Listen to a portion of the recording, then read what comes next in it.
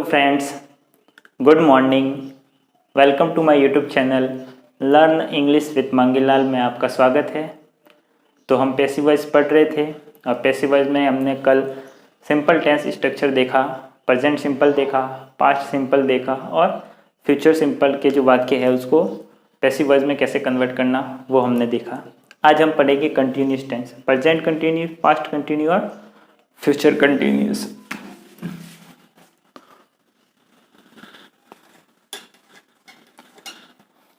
तो देखो, आज हम पढ़ेंगे कंटिन्यूस।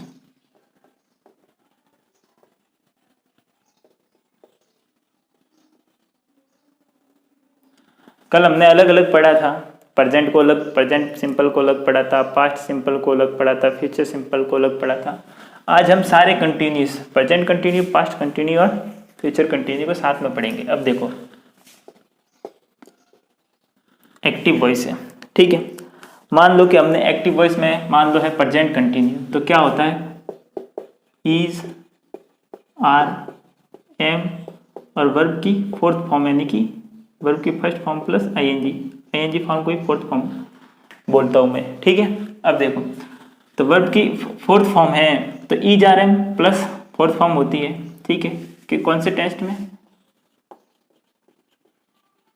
प्रेजेंट कॉन्टिन्यूस में।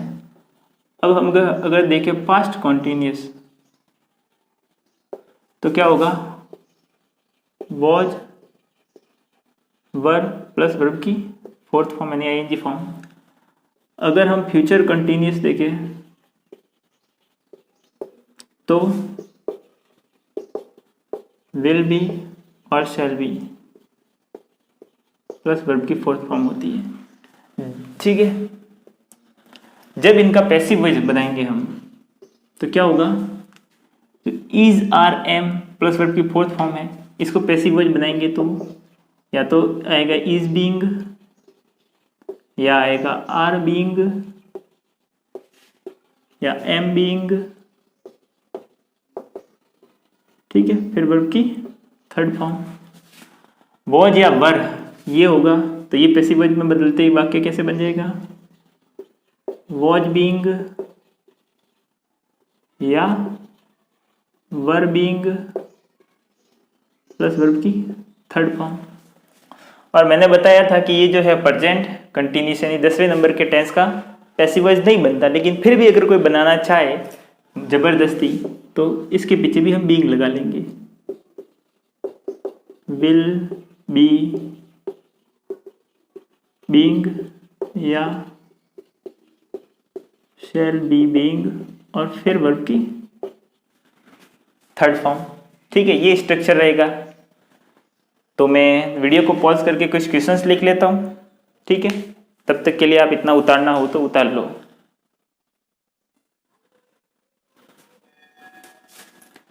तो यहां पर मैंने कुछ लिखे हैं एग्जाम्पल, चलो इसको करते हैं। आई एम राइटिंग एन ऐसे, इसको पैसिव वॉइस में बनाएंगे तो क्या बनेगा, वो वाला।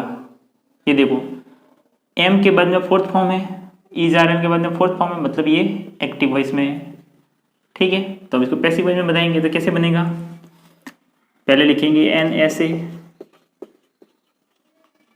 फिर इज, क्योंकि ये सिंगुलर है तो इज बीइंग, फिर रिटन बाय मी, ये हो गया पैसिव वॉइस। देखो, मैं एक ऐसे लिख रहा हूं यानी कि मैं एक निबंध लिख रहा हूं और एन ऐसे इज बीइंग रिटन बाय मी यानी कि निबंध मेरे द्वारा लिखा जा रहा है। She was not taking medicine यानी कि वो दवाई नहीं ले रही थी, हाँ। तो इसका क्या होगा, मेडिसिन को पहले लिख लेंगे,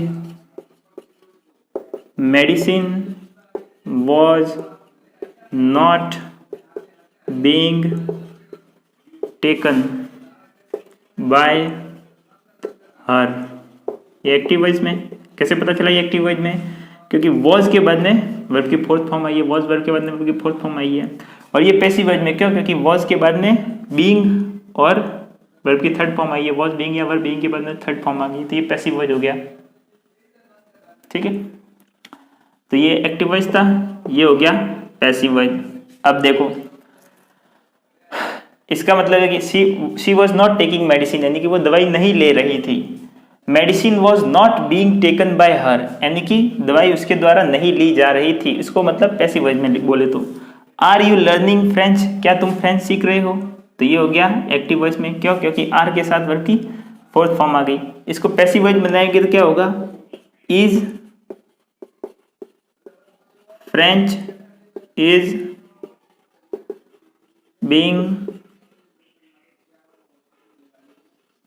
learnt by you, is French is being learnt by you, यानी क्या फ्रेंच तुम्हारे द्वारा सीखी जा रही है। ठीक है, तो ये क्या हो गया पैसिव वॉइस। कैसे पता चला, इज बीइंग के बाद में वर्ब की थर्ड फॉर्म। ठीक है, अब why was he doing this, वह ऐसा क्यों कर रहा था, तो इसका क्या होगा, वाई वॉज, फिर दिस को यहाँ पे लाएंगे, ये ऑब्जेक्ट है, this being done by him, यानी कि why was this being done by him, was का वॉज वर्ब का क्या हो जाएगा, वॉज बीइंग या वर्ब बीइंग, तो why was this being done by him. अब देखो व्हाट आर यू वॉचिंग, ठीक है, व्हाट आर यू वॉचिंग, तो इसका क्या होगा, व्हाट, क्योंकि ऑब्जेक्ट क्या है, ऑब्जेक्ट है ही नहीं, व्हाट इज बीइंग, जब व्हाट पूछ रहा है तो क्या है, वही तो पूछ रहा है, ऑब्जेक्ट ही तो पूछ रहा है, तो ये व्हाट वाले वाक्य में ऑब्जेक्ट वैसे भी नहीं होता। What is being watched bye you, ठीक है, ये हो गया एक्टिव वॉइस, ये पैसिव वॉइस। क्यों? क्योंकि आर के बाद वर्ब की फोर्थ फॉर्म है, इसलिए इज आर के बाद की फोर्थ फॉर्म है तो एक्टिव वॉइस, लेकिन इज बीइंग के बाद में वर्ब की थर्ड फॉर्म है तो ये हो गया passive voice. Who is playing cricket, cricket कौन खेल रहा है, तो इसका क्या होगा, by whom is cricket being played, यानी किसके द्वारा क्रिकेट खेला जा रहा है। ठीक है, ये एक्टिव वॉइस, ये पैसिव वॉइस। अब देखो व्हाट इज बॉदरिंग यू, मैंने आपको बताया था कि कुछ व्हाट वाले होते हैं उसके पीछे डायरेक्ट वर्ब आती है, हेल्पिंग वर्ब नहीं आती। ठीक है, वो मैंने बताया था, वो सही भी था, लेकिन वो सिर्फ पहले और पांचवें टेंस में आता है। मैंने बताया था कि व्हाट है, व्हाट के बाद में यदि सीधे वर्ब भी आ जाए और फिर ऑब्जेक्ट आ जाए, ठीक है, तो फिर हम क्या करते हैं, बाय व्हाट करके फिर हेल्पिंग वर्ब और फिर ऑब्जेक्ट और फिर वर्ब की थर्ड फॉर्म ऐसे करके लिखते हैं। लेकिन ये वाला जो स्ट्रक्चर था ये सिर्फ पहले और पांचवें टेंस में, फर्स्ट टेंस और फिफ्थ टेंस में लागू होता है। ठीक है, मैं उस वक्त बताना भूल गया था। बाकी जो टेंस है उसमें जब ये वाला व्हाट वाला लागू होगा, ठीक है, क्या होता है कि जनरली जब हम व्हाट लगाते हैं ना वाक्य में, तो हमेशा ऑब्जेक्ट पूछते हैं। क्या पूछते हैं? ऑब्जेक्ट। और जब हम ऑब्जेक्ट पूछ रहे होते हैं तब तो ऐसा का ऐसा ही होता है, व्हाट इज बीइंग वॉच्ड। देखो मैं टीवी देख रहा हूं, ठीक है, तो मैं क्या देख रहा हूं, टीवी, तो मैंने व्हाट आर यू वॉचिंग, तुम क्या देख रहे हो, टीवी। ठीक है, तो ऑब्जेक्ट यहां पर क्या पूछ रहा है, व्हाट में ऑब्जेक्ट ही तो पूछ रहा है। ठीक है, तो जब व्हाट वाक्य के अंदर आ गया जिसका मतलब होता है क्या, और इससे अगर ऑब्जेक्ट पूछ रहा है तब तो व्हाट का व्हाट ही रहते देते हैं और ऐसा का वो जो फॉर्मेशन है अपना वो का वो रहने देते हैं। लेकिन कभी कभार क्या होता है कि व्हाट से ऑब्जेक्ट ना पूछ करके सब्जेक्ट पूछ लेता है। ठीक है, यानी कि मान लो कि इस चीज ने, मान लो मैंने कहा कि इस चीज ने मुझे डिस्टर्ब किया। ठीक है, अब ये जो चीज है अगर ये कर्ता होता, कोई भी सब्जेक्ट होता, कोई भी इंसान होता तो मैं लिखता कि हु डिस्टर्ब्ड यू।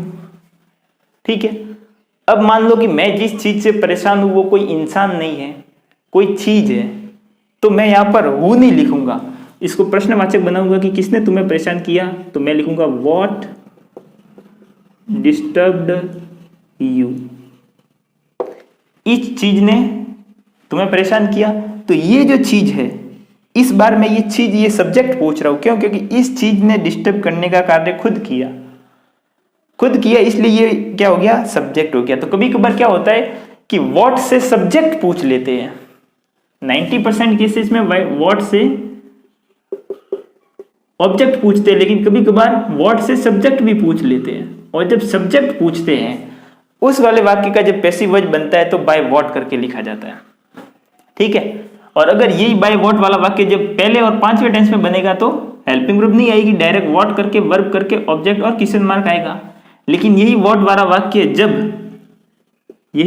वाक्य जब बाकी के जो 10 टेंस बचे हुए पीछे वाले उसमें आएगा तो हेल्पिंग वर्ब भी साथ में दी हुई आएगी। तो मैं उस वक्त मैं बताना भूल गया था, या थोड़ा पता नहीं कंफ्यूज हो गया था, तो शायद आपको कुछ उल्टा बता दिया हो, तो अब मैं सही बता रहा हूँ कि जो व्हाट है, ठीक है, इसके बाद में वर्ब आए डायरेक्ट, तो ध्यान ये रखना कि व्हाट से अगर ऑब्जेक्ट पूछे तो ये वाला व्हाट का व्हाट ही रखेंगे हम। लेकिन जब व्हाट से अगर सब्जेक्ट पूछ रहा है तो पैसिव वॉइस बनाते समय व्हाट के बाद व्हाट का हम क्या कर देंगे, जिस तरह हु का बाय हुम कर देते हैं तो व्हाट का बाय व्हाट कर देंगे। लेकिन ध्यान आपको ये रखना है कि वो सब्जेक्ट पूछ रहा है कि ऑब्जेक्ट पूछ रहा है। ऑब्जेक्ट पूछ रहा है तब तो कुछ नहीं करेंगे, लेकिन सब्जेक्ट पूछ रहा है तो बाय व्हाट करके लिखेंगे। ठीक है, फिर वो जरूरी नहीं होगा कि पीछे वर्ब आती है कि हेल्पिंग वर्ब आती है कि कुछ भी आती हो। ठीक है, जनरली होगा ऐसा कि अगर वो पहले टेंस में होगा या पांचवें टेंस में होगा और सब्जेक्ट व्हाट से पूछ रहा होगा तो हेल्पिंग वर्ब नहीं आएगी। लेकिन अगर बाकी के 10 टेंस में अगर वो व्हाट से सब्जेक्ट पूछ रहा है तो हेल्पिंग वर्ब भी आ सकती है। जैसे कि मैंने ये वाला वाक्य लिखा, व्हाट इज बॉदरिंग यू, कौन सी चीज तुम्हें परेशान कर रही है। बॉदर करना मतलब परेशान करना। तो इसको जब हम अगर पैसिव वॉइस में लिखेंगे, ये एक्टिव वॉइस में, ठीक है, तो व्हाट इज बॉदरिंग यू, यानी कि इससे सब्जेक्ट पूछ रहा है कि कौन सी चीज तुम्हें परेशान कर रही है, वो चीज खुद ये कार्य परेशान करने का कर रही है, इसलिए वो सब्जेक्ट हो गया। तो हम इसका क्या लिखेंगे, by what are you being bothered, और ये हो गया पैसिव वॉइस। यानी किसके द्वारा तुम परेशान किए जा रहे हो या कौन सी चीज के द्वारा तुम परेशान हो रहे हो। ठीक है, तो ये समझ लो। उस वक्त पता नहीं मैं सही से समझा पाया हूँ नहीं, इसलिए मैंने इस बार मैंने सोचा कि हो सकता है आपको थोड़ा बहुत कंफ्यूजन रहा हो, इसलिए मैंने वापस समझा दिया कि जब व्हाट से किसी वाक्य का ऑब्जेक्ट पूछे तब तो हम व्हाट का व्हाट ही पैसिव वॉइस में रहने देते हैं। लेकिन व्हाट से कभी कभार 10% संभावना ये भी होती है कि सब्जेक्ट पूछ लेते हैं कि कौन सी चीज तुम्हें परेशान कर रही है। ठीक है, तो तब पैसिव वॉइस बनाते हैं, तब हम बाय व्हाट का प्रयोग करते हैं। तो जरूरी नहीं है कि बाय व्हाट वाला जब पैसिव वॉइस, मान लो कि इसका ये पैसिव वॉइस बाय व्हाट से बनेगा तो इसके पीछे हेल्पिंग वर्ब से भी वाक्य लिखा हुआ आ सकता है और डायरेक्ट वर्ब से भी लिखा हुआ वाक्य आ सकता है। ठीक है, मैंने सिर्फ उस वक्त शायद ये बताया था कि सिर्फ वर्ब वाला ही वाक्य आएगा।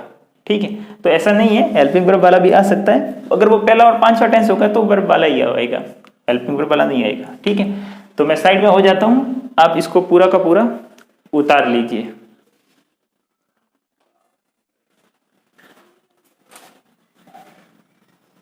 ठीक है, अब देखो सॉरी ये मैंने वी लिखना था, डब्ल्यू लिख लिया, यहाँ पे आप सही कर लेना। तो हमने कंटिन्यूस टेंस तो पूरे पढ़ लिए। कंटिन्यूस टेंस का पैसिव वॉइस बनाना, present continue, past continue, future continue. अब हम पढ़ते परफेक्ट, यानी कि प्रेजेंट परफेक्ट, पास्ट परफेक्ट और फ्यूचर परफेक्ट का पैसिव वॉइस कैसे बनाएंगे। मान लो हमने लिया प्रेजेंट परफेक्ट,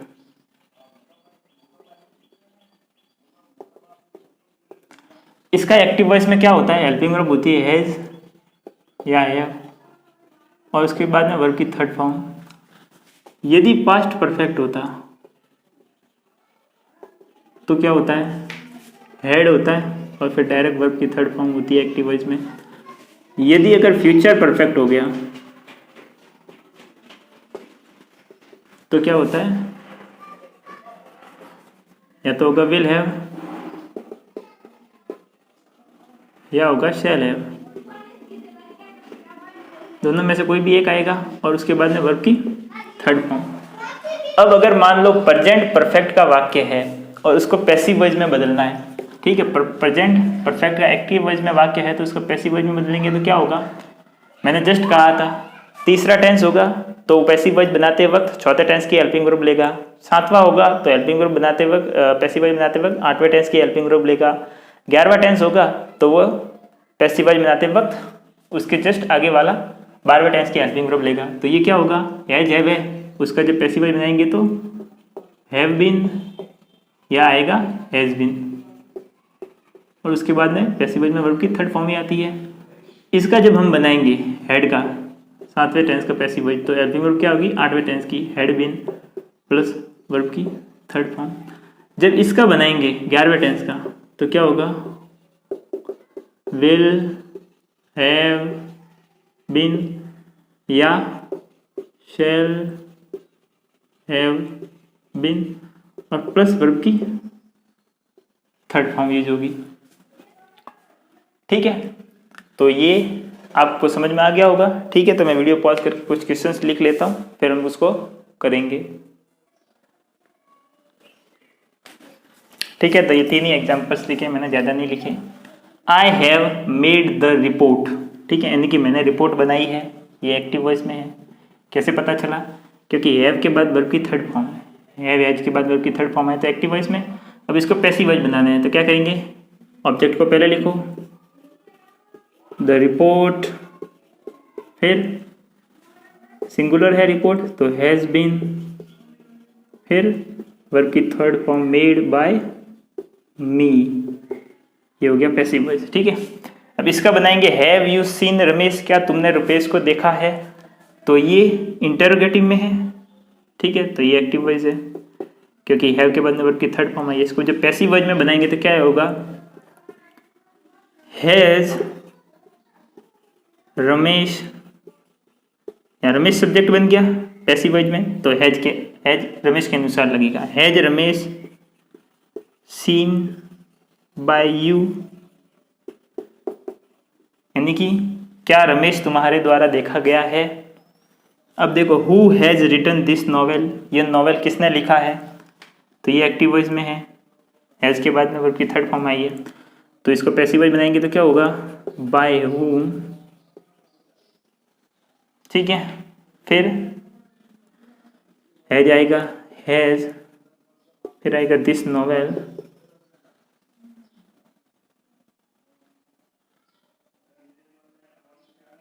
ओ यार ये यहाँ पे गलत हो गया, हैज रमेश बीन सीन। ठीक है, या हैज बीन, यहाँ पे भी हैज बीन, और यहाँ पर हु बाय हुम हैज, या सॉरी मैंने बीन नहीं लिखा था, गलती से मैं छूट गया था। ठीक है, तो by whom has this novel been written, ये हो गया पैसिव वॉइस में। बाय हुम यानी किसके द्वारा ये नॉवेल लिखा गया है। ठीक है,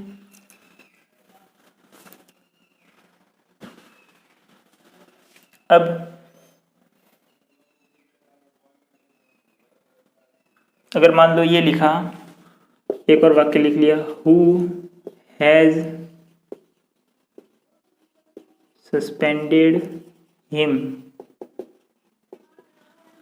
हु हैज सस्पेंडेड हिम यानी कि किसने उसको सस्पेंड किया है, तो इसका पैसिव वॉइस बनाएंगे तो क्या होगा, बाय हुम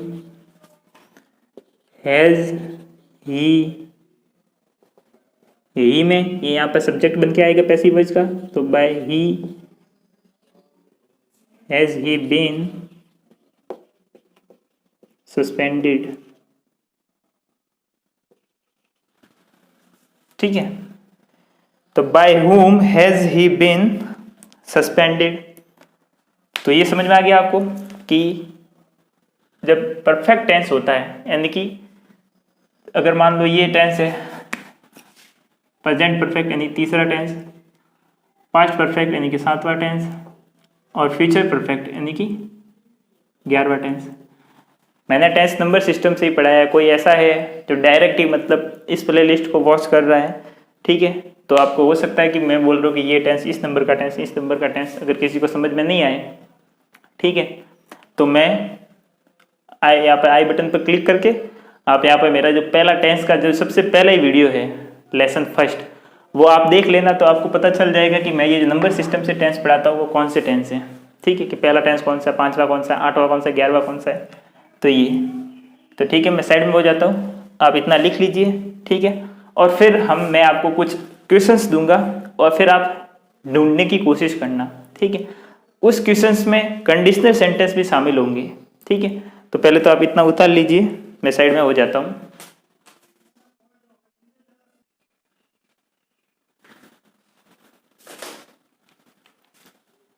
यहाँ पर मैंने कुछ एग्जाम्पल्स लिखे हैं। इस एग्जाम्पल्स के अंदर मैंने कंडीशनल सेंटेंस को भी ऐड किया है, ठीक है, और पैसिव वॉइस को भी ऐड किया है। दोनों चीज़ों को ऐड करके ये एग्जाम्पल्स लिखे हैं। चलो एक बार देख लेते हैं। आपको ये बताना है कि किस भाग में एरर है तो बताना है, नहीं है तो मत बताना, ठीक है। पहले मैं साइड में हो जाता हूँ, आप पहले इसको स्क्रीनशॉट ले लो या पॉज करके आप रफ कॉपी में खुद चेक करो और बताओ कि मुझे इतने वाक्यों में से इतने के अंदर एरर मिले, और कमेंट सेक्शन में भी बताना कि आपको कितने वाक्यों में एरर नज़र आया, ठीक है, या कहाँ पर एक्टिव वॉइस लगाना था और पैसिव वॉइस लगा दिया, कहाँ पर पैसिव वॉइस लगाना था और एक्टिव वॉइस लगा दिया, ठीक है। ये मैंने नंबर भी लिखे हुए कि किस कौन से सेंटेंस में, तो आप लिख लेना, ठीक है, बताना जरूर कमेंट सेक्शन में। तो चलो हम एक बार इसको करने की कोशिश करते हैं। एज सुन एज, ये पता है ये कंडीशनल सेंटेंस के अंदर के। अगर आपने कंडीशनल सेंटेंस नहीं पढ़े, ठीक है, तो आप मेरे YouTube चैनल के प्लेलिस्ट में जाइए और वहाँ कंडीशनल सेंटेंस है, वहाँ पर सबसे पहले मैंने एज सुन एज पढ़ाया है। वहाँ पे जाकर पहले एज सुन एज वाला देख लीजिए। कंडीशनल सेंटेंस जब तक आप नहीं देखोगे ये पूरा का पूरा आपको समझ में नहीं आएगा, तो पहले कंडीशनल सेंटेंस देख लीजिए, ठीक है। As soon as the letter will be delivered he will confirm it. As soon as का मतलब होता है जो ही या जैसे ही। तो इसको पढ़ने से अब इतना तो पता चल गया कि जैसे ही या जो ही लेटर डिलीवर होगा वो उसको कंफर्म करेगा, ठीक है। अब हिंदी में दोनों वाक्यों को भविष्य काल में बोल रहे हैं, लेकिन हमने कंडीशनल सेंटेंस में पढ़ा था कि कभी भी दोनों वाक्यों को लिखते वक्त फ्यूचर टेंस में नहीं लिखते हैं। एक को लिखेंगे प्रेजेंट टेंस में, एक को लिखेंगे फ्यूचर टेंस में। और जिस वाक्य के साथ कोई भी शर्त नहीं जुड़ी हुई होगी, यानी कि जो रिजल्ट क्लॉज होगा, उसको तो लिखेंगे फ्यूचर में, और जिस वाक्य या जिस क्लॉज के साथ कोई भी शर्त जुड़ी हुई होगी उसको लिखेंगे प्रेजेंट में।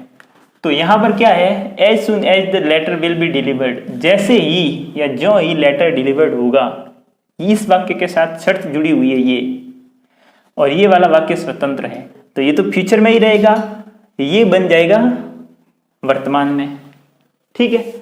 अब देखो ये तो हमने पढ़ लिया, लेकिन अब बात ये है कि लेटर जो है, पत्र जो है, वो खुद तो डिलीवर होगा नहीं, उसको डिलीवर किया जाएगा, ठीक है। यानी जैसे ही लेटर को या पत्र को डिलीवर किया जाएगा वो उसको कंफर्म करेगा।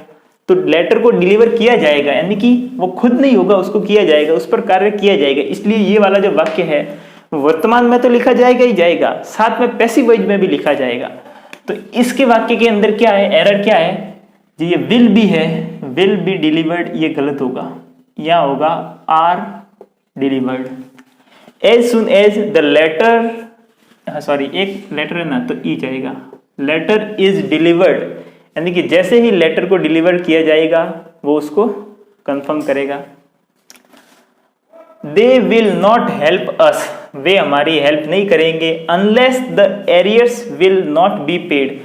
एरियर्स का मतलब होता है बकाया राशि, जो पहले का उधार है, बकाया है, जब तक वो पे नहीं किया जाएगा, पेड नहीं किया जाएगा, उसका भुगतान नहीं किया जाएगा, तब तक वो हमारी मदद नहीं करेंगे। तो अब देखो हमने बताया था कि ये दोनों वाक्य, ये पूरा का पूरा कंडीशनल सेंटेंस है, ठीक है, और ये है रिजल्ट क्लॉज, और अनलेस के साथ ये वाला वाक्य जुड़ा हुआ है, तो ये हो गया कंडीशनल क्लॉज। और अब कंडीशनल क्लॉज कभी भी फ्यूचर टेंस में तो होता नहीं, ठीक है। तो क्या होगा, ये वाला वाक्य है the arrears will not be paid, इसको प्रेजेंट टेंस में लिखा जाएगा।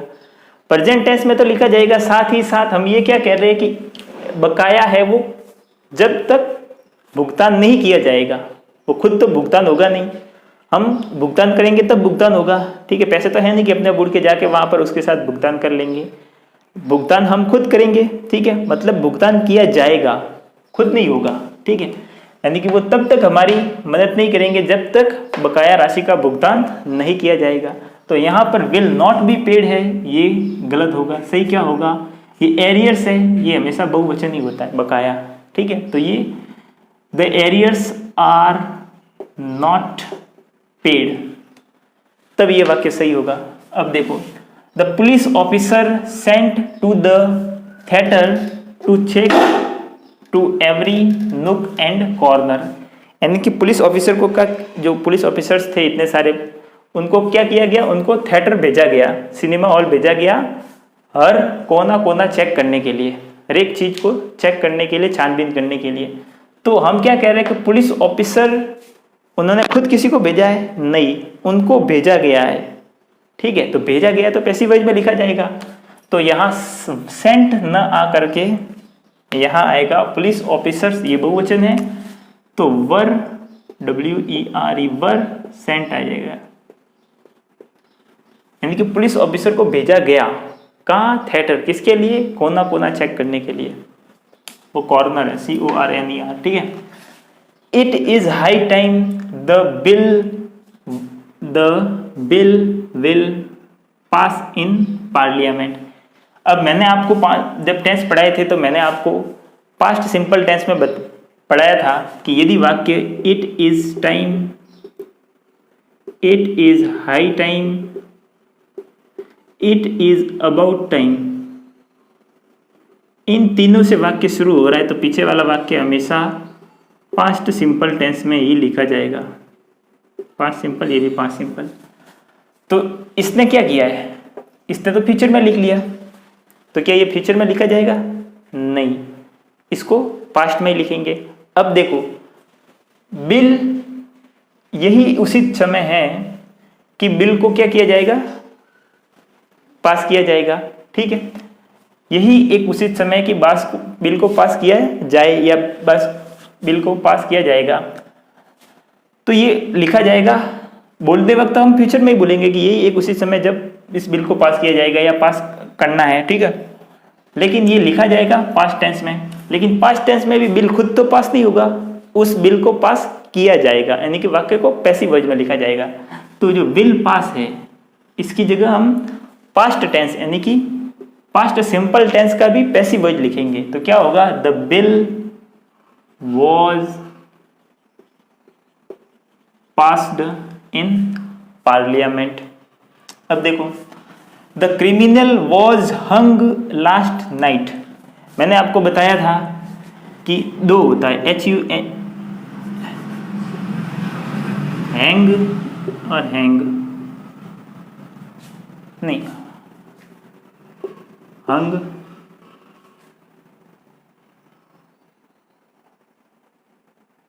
ठीक है, जो लटकाना होता है, फांसी देना। देखो, क्रिमिनल को क्या दिया गई, फांसी दी गई। ठीक है, तो जो फांसी देना होता है उसका क्या होता है, हंग, हंग्ड, हंग्ड।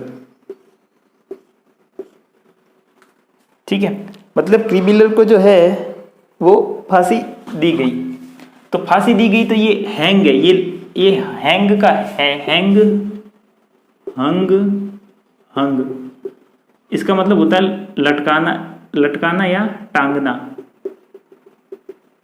तो क्रिमिनल को टांगा नहीं गया, क्रिमिनल को फांसी दी गई है किसी और के द्वारा। ठीक है, अब वो जज के द्वारा, जल्लाद के द्वारा, किसी के द्वारा फांसी दी गई है, तो फांसी के लिए ये वाला आएगा, ना कि टांगने वाला आएगा। तो यहाँ पर वॉज हंग है, यहाँ वॉज हंग्ड आएगा। ठीक है, अब देखो, द ट्रेडर यानी कि व्यापारी, द ट्रेडर शॉट डेड। ठीक है, तो द ट्रेडर था shot dead in broad day, यानी कि व्यापारी को दिन दहाड़े शूट कर दिया गया, मार दिया गया। तो मार दिया गया तो ये ट्रेडर जो व्यापारी था उसने खुद को तो मारा नहीं, किसी और के द्वारा मारा गया है वो, ठीक है, उसको किसी और के द्वारा दिन दहाड़े मारा गया, तो ये वाक्य भी पैसिव वॉइस में लिखा जाएगा। तो इसको शॉट डेड करके नहीं लिख करके इसको ट्रेडर्स वॉज शॉट डेड होगा, ठीक है, the trader was shot dead होगा। शॉट डेड सिर्फ नहीं होगा क्योंकि ट्रेडर ने खुद को गोली नहीं मारी, ये क्रिया उस व्यापारी ने खुद नहीं की है, किसी और ने उस पर की है, तो ये पैसिव वॉइस में लिखा जाएगा। The income tax act has been implemented, यानी कि जो इनकम टैक्स एक्ट है वो कब लागू किया गया है, 50 ईयर्स अगो, यानी कि 50 साल पहले। अब देखो 50 ईयर्स अगो, 50 साल पहले, ये भूतकाल का शब्द है, भूतकाल का टाइम है, तो ये वाला जो वाक्य ये किस में आना चाहिए, भूतकाल में आना चाहिए, जबकि ये लिखा केस में है वर्तमान काल में, तो ये भी गलत हो गया, इसको भूतकाल में लिखा जाएगा। और भूतकाल में भी लिखेंगे तो एक्टिव वॉइस में नहीं लिखेंगे, इसको पैसिव वॉइस में लिखेंगे। क्यों? क्योंकि जो एक्ट है वो लागू किया गया है, खुद लागू नहीं हुआ, लागू किया गया है, तो इसको पैसिव वॉइस में लिखेंगे। तो क्या आएगा, income tax act was, has been की जगह यहां पर आएगा was. Income tax act was implemented 50 years ago, यानी कि इम्प्लीमेंट करना मतलब लागू करना, तो इनकम टैक्स एक्ट है उसको 50 साल पहले लागू किया गया। He will have reached home, sorry we will have reached home, यानी कि हम घर पहुंच चुके होंगे, by the time parcel will be deliver, यानी कि जब तक पार्सल डिलीवर होगा तब तक हम घर पहुंच चुके होंगे। तो हम बोलते वक्त दोनों को भविष्य काल में बोल रहे हैं, लेकिन हमें पता है कि दोनों को भविष्य काल में लिखते नहीं हैं, तो क्या करेंगे, ये है कंडीशनल कंजक्शन, तो इसके साथ जो जुड़ा गया है वाक्य, इसको हम भविष्य काल में नहीं लिखे, इसको प्रेजेंट में लिखेंगे, और ये वाला है इसको फ्यूचर में ही लिखेंगे। लेकिन देखो जब तक पार्सल को डिलीवर किया जाएगा हम घर पहुंच चुके होंगे, तो किया जाएगा, पार्सल खुद डिलीवर नहीं होगा, उसको कोई और डिलीवर करेगा, यानी कि कोई और उस पर कार्य करेगा, इसलिए इसको पैसिव वॉइस में लिखा जाएगा। तो सही क्या होगा, सही होगा कि पार्सल और विल बी की जगह होगा इज, पहले टेंस यानी कि प्रेजेंट सिंपल टेंस का पैसिव वॉइस लिखा जाएगा, ठीक है।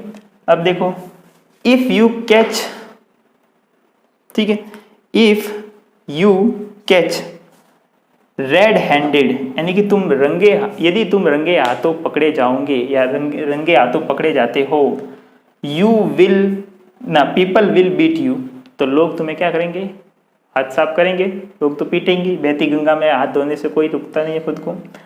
तो if you catch red handed, red handed का मतलब होता है रंगे हाथों, यानी कि क्राइम करते करते, ऐसे नहीं कि हाथ लाल कर दिए, तुम क्राइम कर रहे थे उसी वक्त पकड़ गए, मतलब रंगे हाथों पकड़े गए। तो यदि तुम रंगे हाथों पकड़े गए तो लोग तुम्हें पीटेंगे, तो दोनों भविष्य काल में तो है नहीं, यहाँ पर इसने इसको वर्तमान में लिखा है, इसको भविष्य में लिखा है, ये तो इसने एक काम तो सही करके दिया है। लेकिन यदि तुम रंगे हाथों पकड़े गए, तुमने खुद को नहीं पकड़ा, तुम पकड़े गए, ठीक है, यदि तुम पकड़े जाते हो या पकड़े गए, तो ये वाला वाक्य तुम्हें पकड़ा गया, तुम पर कार्य किया गया, तुमने खुद को नहीं पकड़ा, तो इसको पैसिव वॉइस में लिखा जाएगा।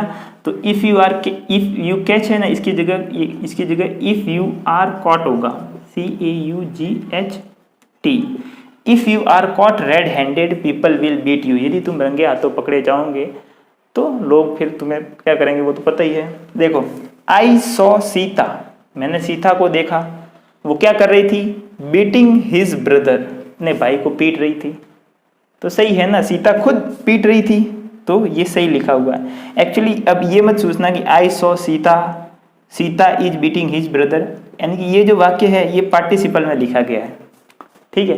पार्टिसिपल क्या होते हैं वो हम आगे पढ़ेंगे, ठीक है, लेकिन अभी बस इतना समझ लो कि ये पार्टिसिपल में लिखा गया और एकदम ये वाक्य पूरा का पूरा सही है, ठीक है। अब देखो आई सॉ राम, मैंने राम को देखा, और देखा तो क्या होगा, being beat by his mother, यानी उसकी माँ के द्वारा वो क्या किया जा रहा था, पीटा जा रहा था। मैंने राम को देखा और उसकी माँ उसको पीट रही थी, यानी मैंने राम को देखा और राम उसकी माँ के द्वारा पीटा जा रहा था। ठीक है, तो क्या होगा, यहाँ बीइंग के साथ बीट नहीं आएगा, बीट की थर्ड फॉर्म आएगी, और थर्ड फॉर्म तो आएगी ही आएगी, साथ में पैसिव ये पास्ट टेंस भी आएगा। तो क्या आएगा, आई सॉ राम, ठीक है, आई सॉ राम। और अगर हम इसको पास्ट टेंस में नहीं लिखना चाहे तो भी वो तो बात एक ही होगी, क्योंकि ये पास्ट में तो ये एक पास्ट में ही होगा, क्योंकि ये पार्टिसिपल है, तो पार्टिसिपल हमेशा एक टेंस में ही होते हैं। तो आई सॉ राम, ये बीइंग और ये बीट ना आकर के बीटन आएगा, BEATEN, beaten by his mother. ठीक है, यानी कि मैंने राम को देखा, राम उसकी माँ के द्वारा पीटा जा रहा था। ठीक है, तो उसकी माँ के द्वारा पीटा जा रहा था, उसकी माँ उसको को पीट रही थी, उस पर कार्य कर रही थी। तो अब देखो ये वाला जब एग्जाम्स में आएगा तो ऐसे ही आएगा। मैंने इसको साफ साफ करके बताया, वहां पर ऐसे आएगा, ऐसे ऐसे। अब फिर कहेगा कि बताओ एरर, ए पार्ट में है, बी पार्ट में, सी पार्ट में, और लास्ट में लिखेगा नो एरर। ठीक है, ऐसे ऐसे करके करके लिखेगा। तो ये एरर ही है, मैंने सिर्फ इसके बीच में ये जो है ये वाला ये स्लैश का निशान मैंने नहीं किया, जबकि ये जो मैं लिखा रहा हूँ वो सारे एग्जाम्स में आए हुए ही है। ठीक है, तो आज के लिए बस इतना ही, इसको उतार लो। तो मैंने आपको यही समझाने की कोशिश की है कि वाक्य में जब परीक्षा में एरर कैसे बनते हैं। ठीक है, मतलब डायरेक्ट पूछ लेते कभी कभार तो कि वाक्य में ये एक्टिव वॉइस है, इसका पैसिव वॉइस क्या होगा, 4 ऑप्शन हो गए और एक हमें सेलेक्ट करना है। और कभी कभार पैसिव वॉइस ऐसे एरर में भी आ गया। ठीक है, एग्जामिनर का मन हुआ कि वो कंडीशनल सेंटेंस के अंदर भी पैसिव वॉइस डाल दिया, कभी कभार डायरेक्ट पैसिव वॉइस डालता तो समझ में भी आ जाता। जैसे कि ये वाला वाक्य है, पुलिस ऑफिसर को चेक करने के लिए थिएटर में भेजा गया, तो इसमें तो कोई कंडीशनल सेंटेंस है नहीं, कभी कभार डायरेक्ट ही पैसिव वॉइस दे देता है। लेकिन कुछ कुछ ऐसे सेंटेंस होते हैं कि ये देखो जिसके अंदर कंडीशनल सेंटेंस भी है और पैसिव वॉइस भी है, तो दोनों भी आ सकते हैं। लेकिन हमें तैयारी ध्यान से रखनी है, हमें सोचना है कि क्या ये कार्य सब्जेक्ट खुद कर रहा है या उस कार्य को किया जा रहा है।